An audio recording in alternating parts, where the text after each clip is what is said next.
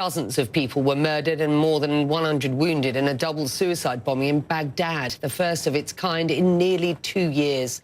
The conflict haunts many in the US who originally supported the US-led invasion, President Biden being one of them. Well, our senior international correspondent, Awa Damon, joins us with what we know so far. Awa.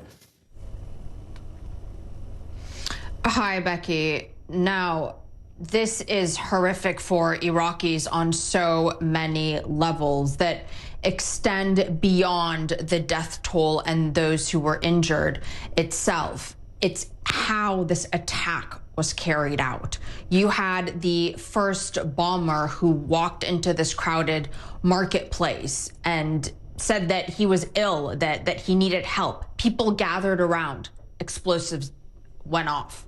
Then the second bomber waited on a motorcycle until people had flocked to the scene to try to help the wounded before driving in and detonating.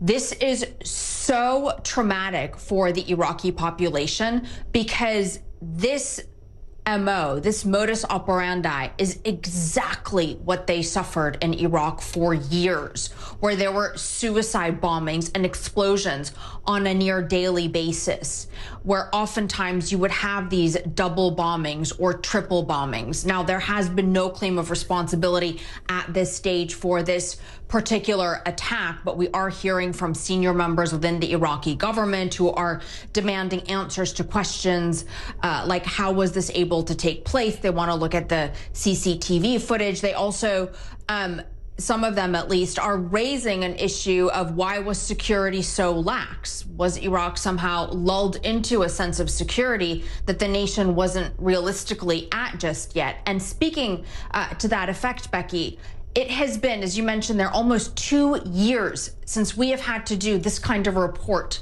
on this kind of violence from Iraq. And so for the last 2 years, Iraqis have more or less been able to hope that maybe those horrific dark days where they suffered unimaginable violence were finally behind them.